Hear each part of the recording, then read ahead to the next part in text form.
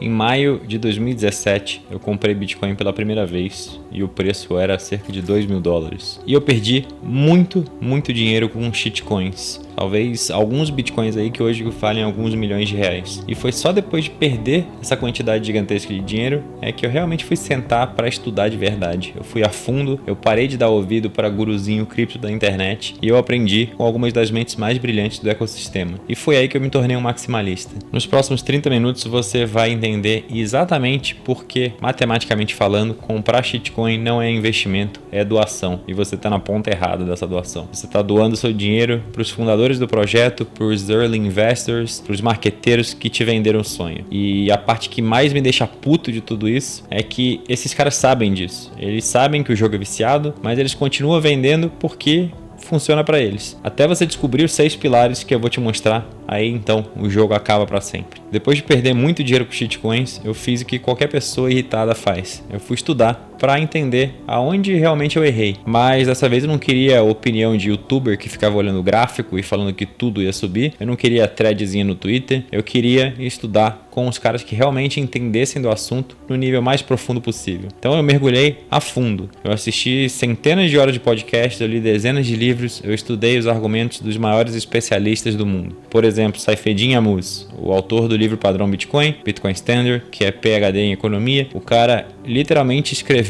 a Bíblia do Bitcoin, o livro sobre por que Bitcoin funciona e outras não. Acho que foi o livro que mais trouxe pessoas para o Bitcoin que eu já vi na face da Terra. Outro nome, Jack Mallers, fundador da Strike e agora da 21, um dos caras mais respeitados no ecossistema do Bitcoin. Ele explicou a diferença entre um mercado monetário e um mercado de tecnologia de um jeito que mudou completamente minha cabeça para sempre. E vários outros. Eu fui atrás de quem realmente entende de economia, de tecnologia e de teoria monetária. Eu virei maximalista lá atrás em 2021 e desde então, cada vez que eu estudo mais, cada conversa que eu tenho, cada dado que eu vejo, só reforça essa posição ainda mais. E olha, eu tenho que fazer uma confissão pra você. Toda semana, não tem uma semana que não aconteça, eu recebo alguma DM, um e-mail de alguma exchange, uma plataforma de shitcoins querendo me patrocinar o canal. Literalmente toda semana. E eu nem converso com eles, porque pra mim isso é um valor inegociável. Bitcoin only. Bitcoin é a revolução. A minha missão aqui nesse canal na Better Money é espalhar a soberania financeira através da educação sobre Bitcoin. E eu não vou jogar tudo isso para a janela só para ter um lucro rápido com as perdas financeiras dos outros. Eu já perdi muito dinheiro com shitcoin, eu sei a dor que é e por que diabos eu ia querer ganhar dinheiro fazendo as outras pessoas passarem pela mesma coisa que eu passei. Inclusive, um dos meus primeiros convidados no Better Money Podcast, acho que foi em junho de 2024, foi o Rafael Zaguri, que na época era CIO da Swan Bitcoin. Ele veio de Wall Street, trabalhou no Goldman Sachs, no Merrill Lynch, e o cara que criou o Nakamoto Portfólio. Ele me mostrou a análise estatística mais devastadora que eu já vi sobre altcoins. E sabe o que todos esses caras têm em comum? Nenhum deles tem nenhum real em shitcoins. Nenhum deles participou de nenhum ICO, promoveu nada disso. Nenhum deles ganha nenhuma comissão de exchange. O que eles explicam vai totalmente contra o que você vê por aí no YouTube. Vai contra o que os influencers promovem, vai contra o que as exchanges te vendem. Que é verdade, ela é inconveniente para muita gente, mas ela precisa ser dita. E eu organizei tudo que eu aprendi nesses 8 anos de jornada no Bitcoin em 6 pilares aqui nesse vídeo. Não é opinião minha, são dados matemáticos do Zaguri, é análise de mercado do Jack Mallers, é teoria econômica do Saifedean, etc. São os mesmos argumentos que convencem fundos de centenas de bilhões de dólares a só comprarem Bitcoin e não se exporem a Ethereum e outras. E no final desses 6 pilares você vai ter 2 opções. A primeira opção é aceitar que o jogo é viciado e nunca mais ser vítima dessa fraude. E na opção 2 é ignorar tudo isso e continuar doando seu dinheiro suado para marqueteiro. Eu escolhi a opção 1 em 2021 e eu vou te mostrar exatamente por quê. O que eu vou falar aqui não é achismo. A BlackRock, em janeiro de 2024, lançou o ETF de Bitcoin, o IBIT. Sabe o que aconteceu?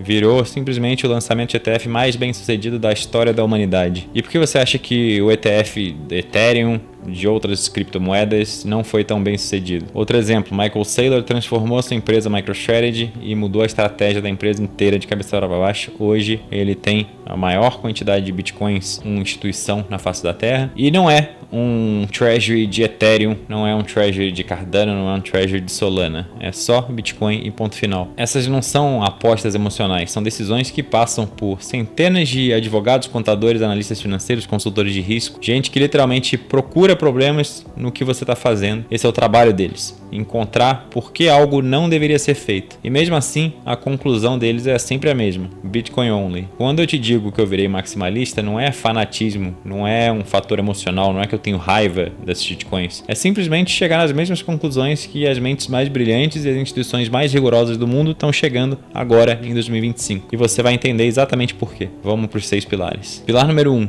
Shitcoins estão jogando o jogo errado. E quando eu digo jogo errado, não é uma metáfora, é literalmente matemática do mercado. Deixa eu te explicar uma coisa que o Jack Mallers explodiu minha cabeça recentemente no último episódio dele. Eu já sabia isso, mas ele coloca de um jeito que é simplesmente fantástico. Bitcoin não está competindo com Ethereum, não está competindo com Solana, não está competindo com nenhuma criptomoeda. Bitcoin está competindo para ser dinheiro, para ser reserva de valor da humanidade. E qual é o tamanho desse mercado? Qual é o mercado endereçável total? Quanto de riqueza no mundo está sendo usado como dinheiro, como reserva de valor? Nós, seres humanos, possuímos cerca de 900 trilhões de dólares em ativos, em riqueza. São imóveis, ações, títulos do governo, moedas, ouro, arte, etc. E desses 900 tri, entre 400 a 500 tri estão sendo usados como dinheiro, como reserva de valor. E o que isso significa? Como diz o Moller, de forma brilhante, as pessoas não compram 20 casas porque elas querem morar em 20 casas ao mesmo tempo. Você só consegue dormir em uma cama de cada vez. Elas compram porque elas estão tentando se proteger da inflação. Elas estão monetizando o imóvel, tentando preservar a riqueza. Aquela pintura de 10 milhões de dólares, como ele exemplifica também, não está pendurada na sala. Ela fica guardada num cofre, de preferência com segurança fortemente armado. Não é para consumir a arte, não é para admirar a arte, sim para preservar valor. Ouro, mesma coisa. A maior parte do ouro não é para fazer joia, é para ficar guardado como reserva de valor. Então, o mercado endereçável do Bitcoin são esses 400 a 500 trilhões de dólares. Bitcoin está indo atrás de metade da riqueza do mundo. Ele está tentando resolver o maior problema que a gente tem como humanidade hoje. Todo mundo tem uma dor. Todo mundo quer transportar valor do presente para o futuro com o mínimo de perda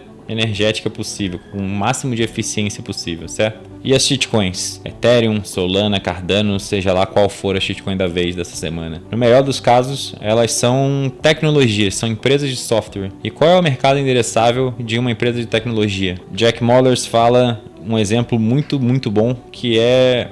Vamos ser bastante generoso. Vamos pegar a Apple como exemplo. A Apple é uma das empresas mais revolucionárias da história da humanidade. Provavelmente a maioria das pessoas que você conhece tem um iPhone. Você provavelmente, se você descer agora na sua rua e andar por 20 metros, você vai cruzar com alguém que está usando algum produto da Apple. Ela literalmente mudou o mundo com Steve Jobs. E a Apple hoje tem uma capitalização de mercado, um valor total de 3 trilhões de dólares. Bitcoin já vale quase isso hoje. E ele está competindo com um mercado mais ou menos 150 vezes maior. Agora, me diz uma coisa. Você acha mesmo que a Ethereum vai mudar o mundo mais do que a Apple algum dia mudou? Você conhece alguém que usa Ethereum no dia a dia, como usa iPhone? Não estou falando de especular na Coinbase ou numa plataforma de DeFi como um viciado no cassino. Estou falando em usar, de verdade, resolver problemas palpáveis que você tem como ser humano. E o Jack Mallers coloca isso de um jeito que ficou marcado na minha cabeça e eu nunca vou esquecer. O que ele diz? Bom, ele fala, beleza, vamos ser generosos mais uma vez. Vamos fingir que o Ethereum vai de fato mudar o mundo tão profundamente quanto a Apple mudou. Então, vamos dizer que a Ethereum valeria 3 trilhões de dólares.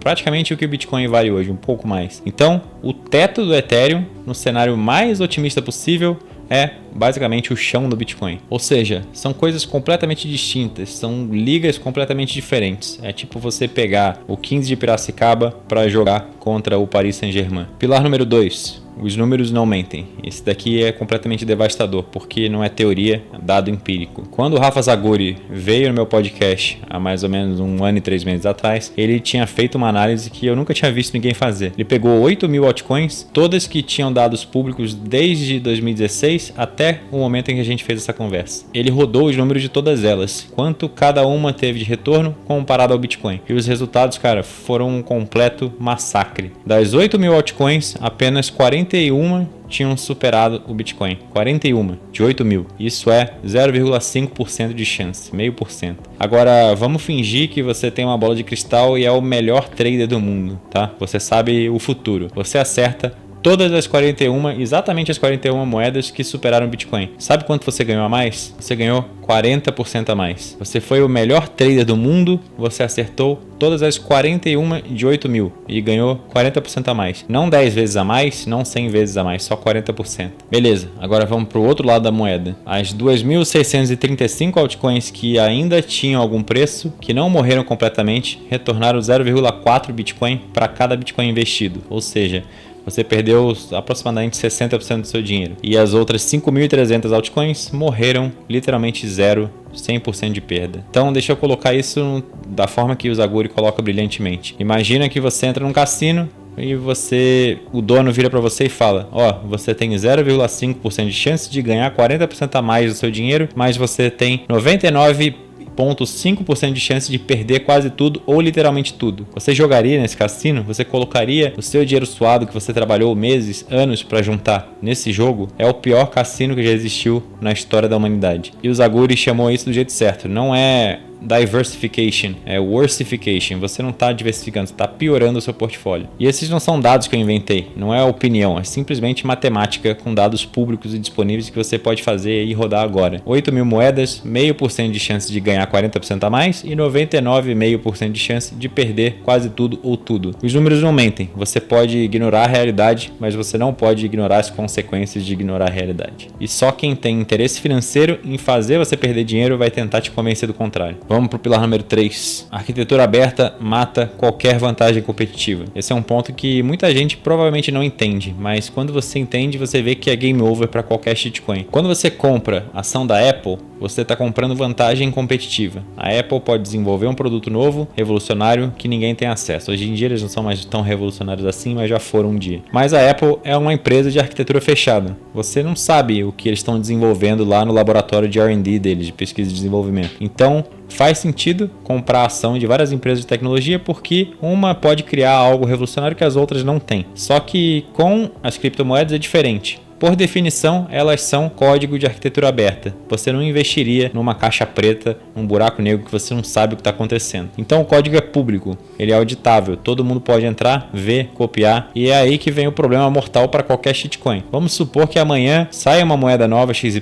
com uma feature, uma funcionalidade realmente revolucionária, sei lá, resistente à computação quântica, uma velocidade absurda, qualquer coisa que você possa imaginar. No dia seguinte, como o Zaguri explica, ele pode ir lá no GitHub do Bitcoin e sugerir a implementação dessa melhoria, colocando um request lá dentro do Bitcoin Core. Portanto, se realmente for um diferencial importante, a feature vai ser copiada para o Bitcoin. É literalmente como se a Microsoft tivesse uma janela aberta 24 horas por dia, 7 dias por semana, direto para o laboratório de pesquisa e desenvolvimento da Apple. E como o Zaguri explica no podcast, isso já aconteceu várias vezes no passado. A Litecoin, por exemplo, serviu de laboratório de experimentação para features que depois foram absorvidas pelo Bitcoin. Eles testam features em outras moedas, veem que funciona e implementaram no Bitcoin. Então, qualquer argumento de mas essa moeda tem uma feature XYZ que o Bitcoin não tem, é por definição temporário. Se a feature realmente for boa, o Bitcoin vai copiar. E se não foi copiado,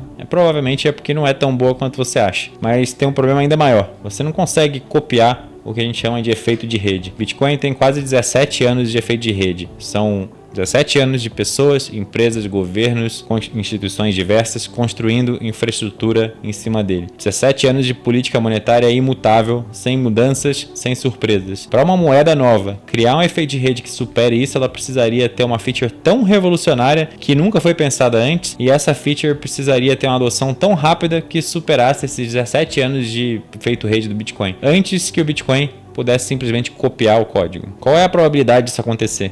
0. E mesmo se por algum milagre isso acontecesse, não ia ser Ethereum, não ia ser Solana, não ia ser Cardano, porque essas já estão aí há anos e não conseguiram fazer isso. Seria alguma coisa totalmente nova que nem existe ainda e que, convenhamos, nunca vai existir. Então, quando alguém tentar te vender a ideia de que a moeda tal tem a feature melhor do que o Bitcoin, a pergunta que você deveria fazer é: por que o Bitcoin não copiou isso ainda? E por que você acha que essa moeda vai conseguir criar efeito de rede maior do que os 17 anos do Bitcoin antes que isso aconteça? Não tem uma resposta boa para a pergunta, porque ela simplesmente não existe. Vamos para o pilar número 4, política monetária corrompida. Esse, para mim, é o mais importante de todos, porque vai na raiz de por que o Bitcoin existe. Bitcoin nasceu para resolver um problema: governos imprimindo dinheiro e destruindo o poder de compra das pessoas a todo momento, sistematicamente. O bloco Gênesis do Bitcoin, que eu tenho tatuado aqui no meu braço, ele tem uma mensagem imputada nele: Chancellor on brink of second bailout for banks, ou seja,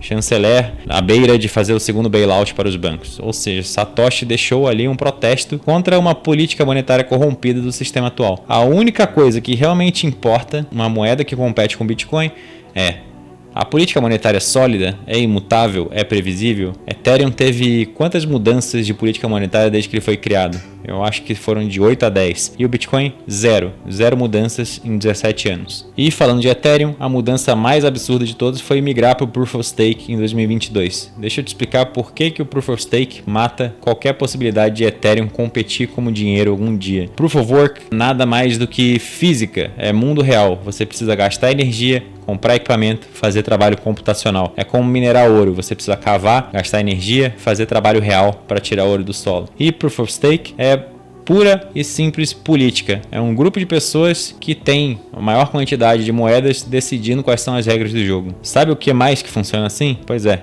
os próprios bancos centrais, o Federal Reserve. O Federal Reserve pertence ao cartel bancário, os bancos decidem o que o Fed vai fazer, talvez não diretamente, não explicitamente, mas eles têm muita influência e, portanto, eles decidem as regras da política monetária. E Proof of Stake é exatamente a mesma coisa, só que com uma etiqueta escrito descentralizado em cima, que é uma mentira. E aqui está o problema mais mortal. Quando você tem um grupo pequeno de pessoas controlando os parâmetros do sistema, duas coisas podem acontecer. Primeiro, elas podem ser corrompidas. Elas têm interesses próprios, elas vão mudar as regras para beneficiá-las mesmas. Foi o que aconteceu com o sistema Fiat. Ou, segundo cenário, coerção pode vir sobre elas. Ou seja, você coloca um grupo de pessoas numa sala, coloca uma arma na cabeça delas, sequestra os filhos delas, a família dela, e ela vai fazer qualquer coisa que você quiser com o sistema que ela criou. O Bitcoin não tem isso, porque o Bitcoin não tem um grupo pequeno de pessoas no controle. Satoshi criou o Bitcoin, escalou ele um pouco e desapareceu exatamente por esse motivo. Se você tentar mudar o Bitcoin de um jeito que quebre a compatibilidade com a rede, você simplesmente vai fazer um fork e vai ficar de fora da rede. Você vai criar sua própria moeda que não vai ter valor. E teve um evento, uma guerra sobre isso em 2017, chama The Block Size Wars. Se você quiser, tem um livro sobre o assunto que eu recomendo demais, eu vou deixar o link aqui na descrição. Em 2017 tinha muita gente muito poderosa querendo mudar um parâmetro pequeno do Bitcoin, aumentar o tamanho do bloco. Um negócio técnico, eles não conseguiram, porque a rede inteira teria que concordar e a rede simplesmente não concordou. É isso que mantém o Bitcoin sólido. É isso que faz o Bitcoin ser tão confiável. E é isso que exatamente as shitcoins não têm. Sabe qual é o teste definitivo disso? Imagina que você vive, hipoteticamente, num universo paralelo onde o Bitcoin já é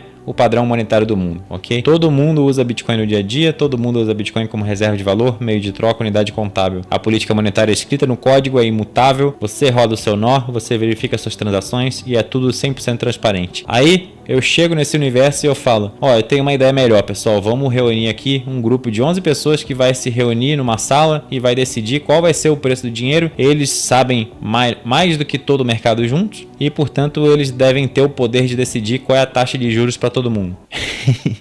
As pessoas vão me chamar de maluco, no mínimo, certo? Mas é exatamente isso que a gente vive hoje com o Fed e é exatamente isso que o Proof of Work recria. Então, quando alguém te vender a ideia de que Ethereum, Cardano ou qualquer moeda Proof of Stake é melhor do que o Bitcoin ou que tem algum valor, eles estão te vendendo o Fed com uma cara nova. E o Bitcoin existe exatamente para você escapar de tudo isso. Próximo pilar, pilar número 5. Boa parte das tecnologias criadas em cima dessas criptomoedas, essas shitcoins, são o que a gente chama de vaporware. É um famoso nada com nada. A gente precisa falar de economia básica aqui, porque o argumento que sempre vem é: ah, mas o Bitcoin só serve para ser dinheiro, ele é uma pedrinha colecionável, não faz muita coisa. Ethereum tem smart contracts, dá para fazer apps descentralizados, os famosos dApps, tem utilidade real no mundo real. Deixa eu te explicar por que isso não faz absolutamente nenhum sentido econômico. Para rodar qualquer aplicação, você precisa de servidor, certo? Você precisa de computação, de armazenamento de dados. Se você quiser rodar um app seu hoje, você pode ir na AWS da Amazon, no Google Cloud, ou na Microsoft Azure. Você paga um preço X por gigabyte de dados. Agora, se você quiser rodar esse mesmo app numa blockchain descentralizada com contratos inteligentes, você está literalmente distribuindo os mesmos dados por milhares de computadores no mundo inteiro. Cada nó precisa armazenar a mesma exata informação. Quanto você acha que isso custa comparado com uma solução mais centralizada como a AWS? Cerca de 1 milhão de vezes mais caro. Então, economicamente, só vai fazer sentido você rodar algo descentralizado se o valor que você está movendo justifica esse custo absurdo. E qual é a única coisa, o único caso de uso que justificaria esse custo absurdo? Para mim, é o dinheiro. Com Bitcoin você move 10 bilhões de dólares com literalmente 200 bytes de dados. A alternativa no mundo físico seria você mover 10 bilhões de dólares em ouro, e isso ia te custar alguns milhões de dólares, transporte, segurança, etc. Com Bitcoin,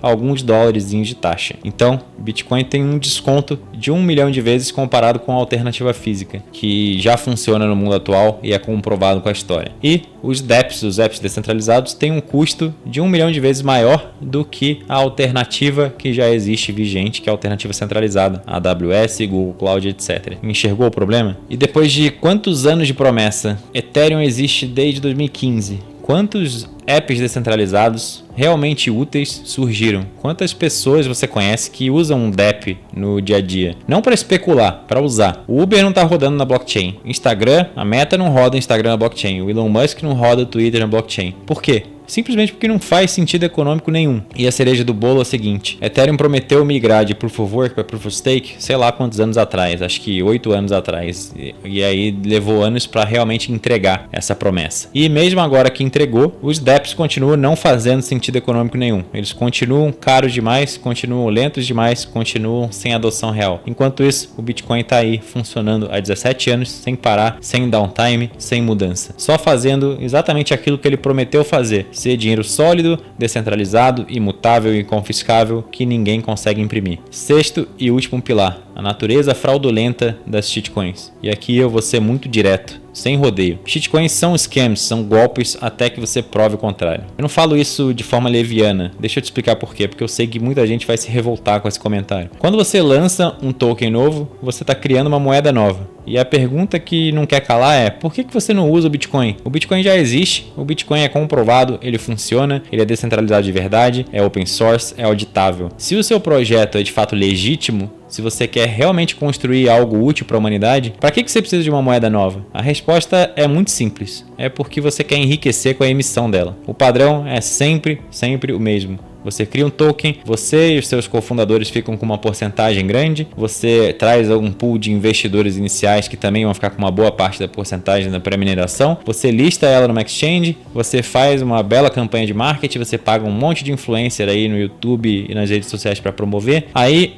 o preço sobe, quando o hype chega, o varejo entra, você vende os seus tokens na cabeça deles e o preço eventualmente despenca, você já saiu, não é mais problema seu. Você faz o rug pull final, que é mudar a política monetária, emitir mais token e falar que é para desenvolvimento do projeto. Só que na prática, você só diluiu todo mundo que comprou. E sabe o que me deixa mais puto de tudo isso? É que eu caí nisso durante muito tempo. Eu acreditei, eu comprei, eu perdi dinheiro e depois eu descobri exatamente isso que acontecia. Os fundadores enriquecem, as milhares de outras pessoas saem perdendo e empobrecem. Então, é de uma crueldade absurda porque você está predando não em cima de pessoas que estão no mundo fiat apáticos e não buscando uma solução, que não perceberam a dor que a inflação causa, não. Você pega as pessoas que estão na cara do gol buscando aumentar a liberdade e a soberania financeira delas, entenderam o problema do sistema fiat, estão buscando uma alternativa melhor e aí você oferece um golpe quando o cara está ali na cara do gol para entender o Bitcoin, você atrai ele para um outro golpe e rouba o dinheiro dele. É de uma crueldade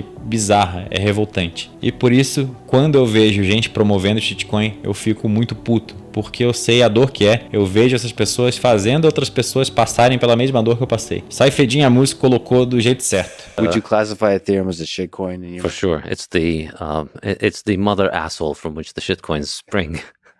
Ele fala também que talvez seja por isso que os economistas keynesianos, o pessoal do mercado financeiro fiat, gosta tanto de outras criptos muito mais do que o Bitcoin, porque é a mesma mentalidade, é gente querendo controlar o dinheiro dos outros. Então aqui que está o teste definitivo. Você recomendaria essa shitcoin para sua mãe, para sua avó, para sua tia, para você colocar as economias das vidas inteiras delas, da sua família inteira, nesse negócio? Se a resposta for não, por que diabo você está fazendo isso com o seu dinheiro? O Bitcoin passa nesse teste. Eu recomendo Bitcoin para minha mãe, eu recomendo Bitcoin para minha tia e a minha avó, antes de falecer, também tinha Bitcoin porque eu tinha indicado para ela. Michael Saylor coloca bilhões e bilhões de dólares da empresa dele nisso. Fundos de pensão colocam a aposentadoria de milhões de pessoas nesse negócio. Eu desafio qualquer pessoa que promove shitcoin a me dar um plano confiável, garantido de como a sua shitcoin vai superar o Bitcoin nos próximos 5 anos. Não...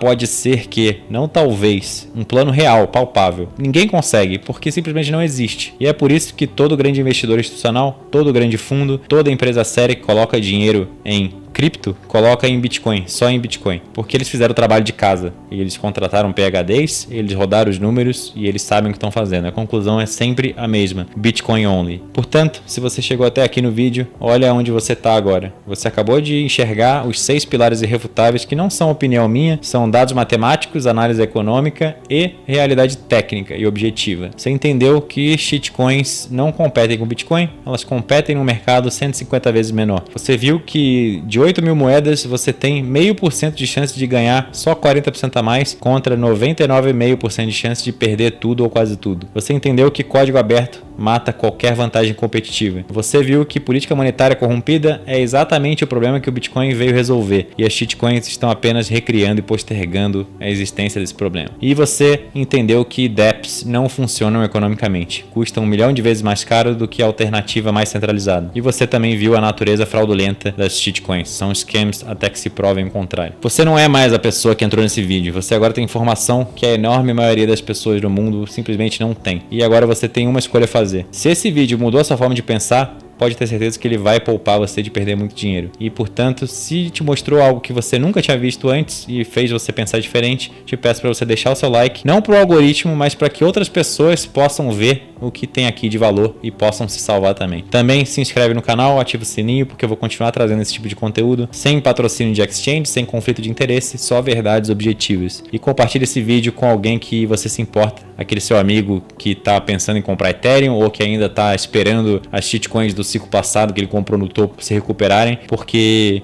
provavelmente ele caiu num papo de influencer e vai continuar caindo se você não salvá-lo. Você pode literalmente poupar alguém de perder muito dinheiro e eu recomendo, vale muito a pena. Se você segue ainda aqueles influencers criptos que toda semana estão aí fazendo caretinha na thumbnail e promovendo a shitcoin da vez, fazendo sorteio de token, recebendo patrocínio de exchange, eu tenho uma dica para você. Vai lá agora no canal dele, abre o canal, clica no botão desinscrever. Para de dar audiência para quem lucra com a sua perda. Para de financiar o estilo de vida desses caras às custas do seu dinheiro suado. Se liberta logo dessa armadilha de uma vez por todas.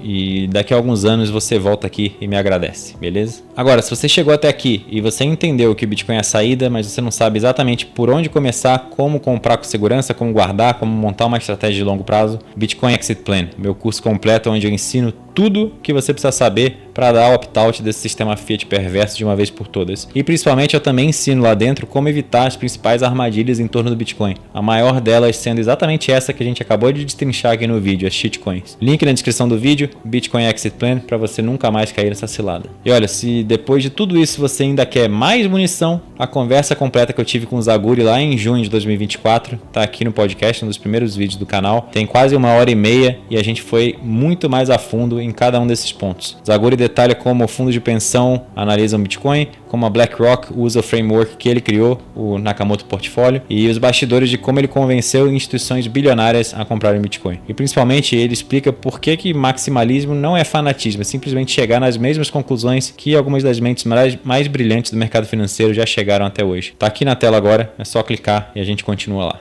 Até a próxima.